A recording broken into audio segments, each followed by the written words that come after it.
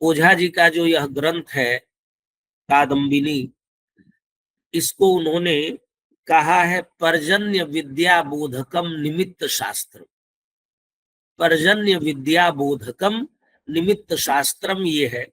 और इस शास्त्र के बारे में उन्होंने लिखा कि इसके देवता कौन है, किन देवताओं की कृपा से वर्षा होती है, इसके प्रारंभिक पृष्ठों में उन्होंने कुछ लिखा है।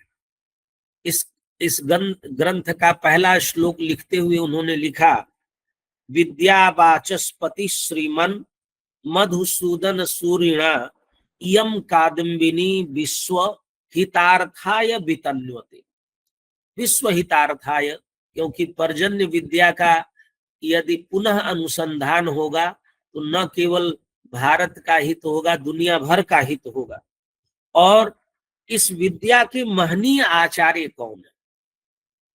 शिवम बृहस्पतिम गर्गम वशिष्ठम काश्यपम भृगुम स्मरामि सह देवज्ञम मिहिरम च पराशरम। इनको उन्होंने पर्जन्य शास्त्र के, न केवल पर्जन्य शास्त्र के अपितु ज्योतिष शास्त्र के, दैव शास्त्र के जो महनीय आचार्य रहे हैं। अब हमको सर से ही पता चलेगा कि यहाँ शिव नामक आचार्य कोई रहे होंगे, भगवान शिव तो नहीं हो सकते। यद्यपि सारी विद्याओं का उद्भव शिव और ब्रह्मा से ही हुई है। जो भी हम शास्त्र पढ़ते हैं, शास्त्रों की दैवी परंपरा या तो ब्रह्मा से नहीं तो शिव से ही हुई है। तो हो सकता है शिवम बृहस्पतिम गर्गम वशिष्ठम काश्यपम भृगुम स्मरामि सह देवज्ञम मिहिरम च पराशरम। इस प्रकार से फिर उन्होंने कहा कि पर्जन्य विद्या के देवता कौन है? देवान बसव्यान शर्मण्यान सपीतिन मरुतोपि च अभ्यर्थये बसो येषाम एषा वृष्टि प्रवर्तते। येषाम वसे इयम वृष्टि प्रवर्तते। तो बसव्यान शर्मण्यान सपीतिन मरुतोपि च अभ्यर्थये येषाम वसे एषा वृष्टि प्रवर्तते। और फिर उन्होंने कहा कि जिन देवताओं के कारण यह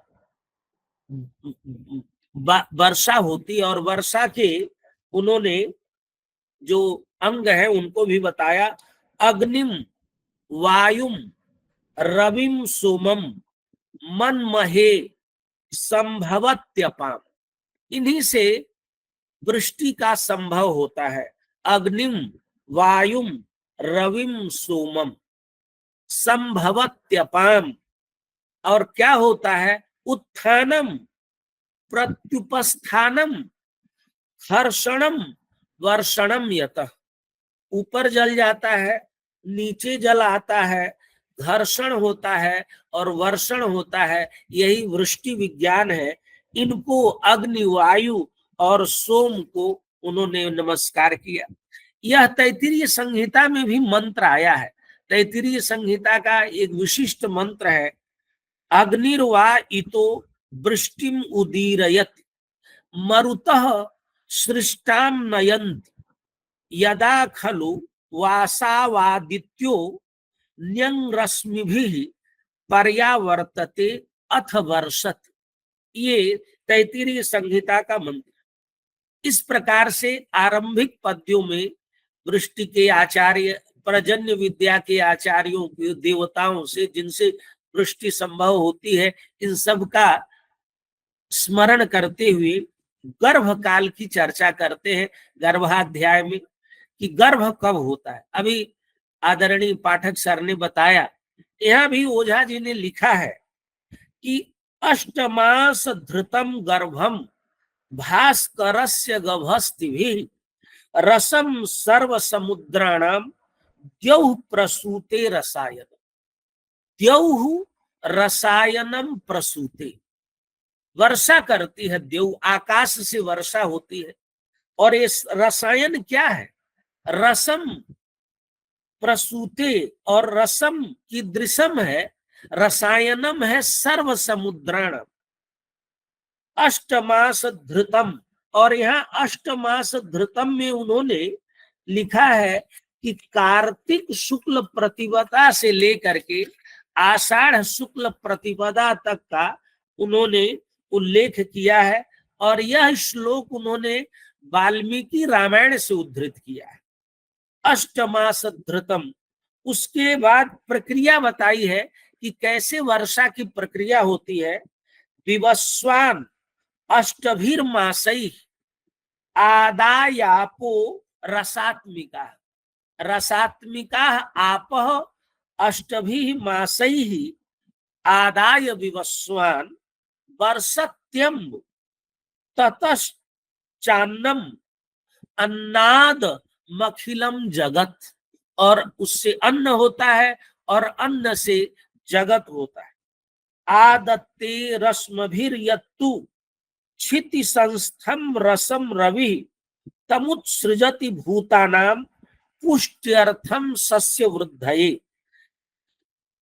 रश्मिभिः यत्तु रवि रसम आदत्ते, पृथ्वी से क्षिति संस्थम रसम रवि रश्मिभिः यत्तु आदत्ते तम उत्सृजति, और उसी रस को जल को छोड़ देता है।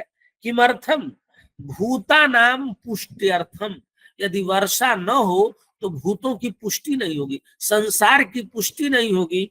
और सस्य वृद्धये, और रस कहाँ से लिया जाता है, जल कहाँ कहाँ से लेता है सूर्य की रश्मियां। तो उन्होंने कहा 4 जगहों से रस लिया जाता है, जल सूर्य ग्रहण करता है। सरित समुद्र भूमिस्था तथापह प्राणी संभवा।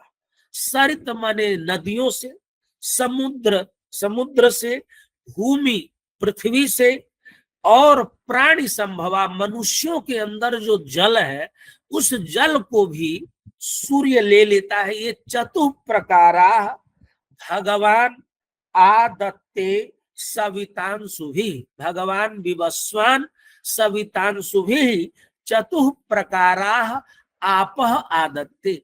इस प्रकार उन्होंने ये कहा कि किस प्रकार से पृथ्वी से सूर्य जल का ग्रहण करता है। विवस्वान अंशुभि तीक्ष्णै आदाय जगती जलम, जगती जलम अंशुभि तीक्ष्णै अंशुभि जलम आदाय विवस्वान सोमम पुष्णाति, सोम को पुष्ट करता है। और सोमस्तु वायु नाडिम नाडिमयैर दिवम, और जलैः विक्षिप्यते भ्रेषु धूमाग्नि नीलमूर्तिषु अभ्रस्था प्रपतन्त्यापो वायुना समुदीरिता। इस प्रकार से आकाश, चंद्रमा से वायु, सफेद बादल, बिजली गर्जना आदि के द्वारा ये जो गर्भधारण के उन्होंने बताया कि 5 प्रकार से गर्भधारण 5 लक्षण वाला है। चंद्रात् द्यौः गर्भमादत्ते, द्यौः आकाशः गर्भम आधत्ते, चंद्रात् द्यौः गर्भमाधत्ते वातेनाभ्रेण विद्युता, वातेन आभ्रेण विद्युता गर्जितेन अल्पवृष्ट्या च